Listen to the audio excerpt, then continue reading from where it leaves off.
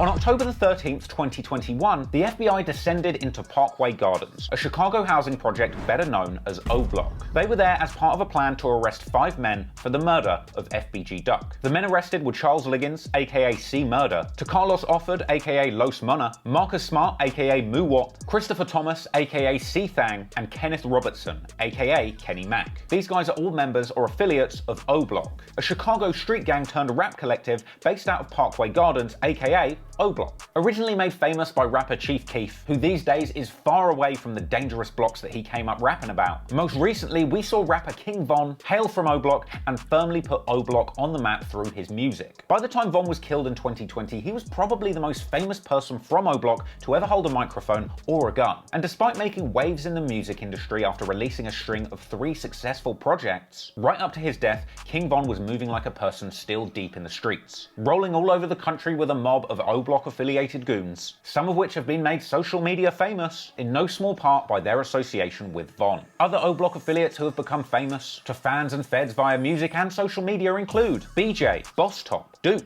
DQ, Gleesh, and of course there's many fallen members who have passed away who we'll be talking about shortly. And even more so, beyond the inner circle of King Von and the O Block natives who are relevant to this story, videos exist apparently documenting all of the members of O Block, with the group's membership apparently exceeding 100 in total. And these are some of the names that you'll be hearing the likes of King Von shouting out and representing in his music. So we're not covering every single O Block member that's ever lived in this story, but we are focusing on the names that you're likely going to be hearing referenced in King Von's music. Aside from shouting out the names of rappers that he regularly takes on drills, King Von's lyrics are also famously littered with disses aimed at his ops and their block on 63rd. O Block, or Parkway Gardens, is considered 64th, hence why King Von has a giant 64 tattooed on both of his shoulders, while 63rd is a nearby street that connects with St. Lawrence Avenue and Eberhart Avenue, areas known to be opposing gang sets to O Block. And when it comes to O Block's opposition, there really was no bigger op than FBG Duck.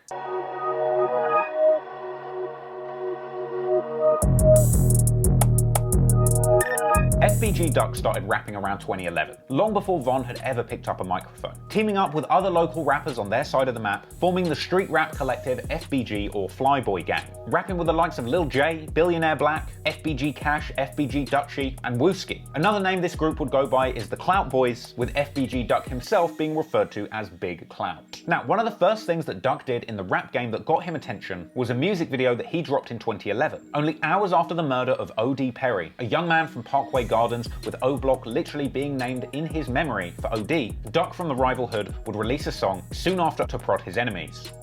These days, man, you gotta use your head in the street. Playing tough, then you gon' end up dead in the streets. So, the guys from O Block identify as BDs, or Black Disciples, and the ones over on 63rd, St. Lawrence and Eberhart identify as GDs, or Gangster Disciples. Now, I did a breakdown on the history of the BDs and the GDs, going all the way back to the 60s in another video on my channel if you're interested in learning more about the history, but essentially, BDs identify as GDK, or GD Killers, and GDs identify as BDK, or BD Killers. Now, it didn't take long for Duck to pick up some attention in the streets and through his music, quickly making him one of the biggest GD-affiliated rappers in the city. There was a period of time where another young man called Lil Jojo put the GDs on the map after releasing a song called BDK, becoming a Chicago anthem for GDs who wanted to kill BDs. Unfortunately, as a result of his affiliations and actions in the streets, Lil Jojo ended up being murdered in 2012. Being the most famous GD rapper in the city was dangerous, but FBG Duck wasn't put off. After Jojo's death, Duck vowed to keep the BDK movement alive in his music, as seen in numerous tweets. Being the flag bearer for a movement calling to K all of the BDs in the city naturally made Duck a target for his opposition. And as part of the ongoing war between BD rappers from O Block and the GD rappers from 63rd, rappers from both sides would regularly go back and forth on social media for the whole world to see, with Duck and King Von from O Block having numerous public spats on Twitter going back as early as 2012. This includes one famous exchange supposedly one day before King Von killed KI, a female GD that Duck was friends with. But Duck knew the consequences of being the top GD in his city. He'd been shot numerous times in the streets of Chicago, and his head probably had the biggest bounty on it that had ever been seen over the last 10 years of Chicago's gang violence. And Duck knew it. He lived in fear every day, but he didn't let it stop him. In fact, he told DJ Vlad in a Vlad TV interview back in 2017 that he thought about being killed every single day. I know motherfuckers want to hurt me, motherfuckers want to take my life. Of course I know motherfuckers want to kill me. I'm a very disrespectful person. Duck would tell his IG FBG Live viewers that he is hood to the core. And whilst most rappers have the goal to make it out of the hood, he doesn't plan to ever leave.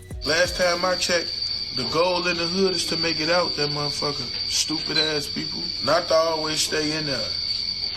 But I'm a hood nigga. And I ain't running from no motherfucker. So I don't gotta go nowhere. I ain't scared of nothing. Nobody in this world scared me. You wanna know why? Cause the nigga bleed just like me.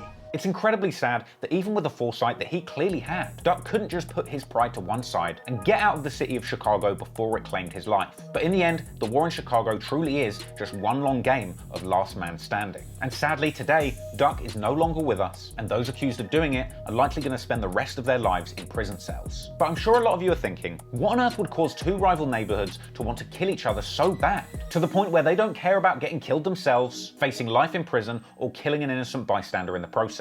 Well, the unfortunate truth is, so much tit-for-tat bloodshed has taken place on both sides of this war that it's important to remember that in this story, we are looking at young men who grew up knowing nothing other than violence, murder, and suffering since they were children. Many of the young men growing up on both sides of this war witnessed many of their teenage friends be murdered in the streets by rivals. And with the Chicago Police Department leaving around 60% of the city's murders unsolved, and the black community particularly underserved when it comes to justice, it's almost hard to blame these young men who grew up knowing nothing but violence and revenge. This is a cycle of violence that started over a decade ago, long before anyone had made a drill song about it. So, to truly understand why FBG Duck was stalked to his grave by killers that literally lived only a 2-minute drive away from where he grew up, we have to take a closer look and appreciate the dozens of young men and essentially children who have been murdered on both sides of this war over the last 10 years. And I tell you what, as you're going to see as this story develops, the war in Chicago is much closer to an armed conflict in the Middle East than your typical hip-hop beef.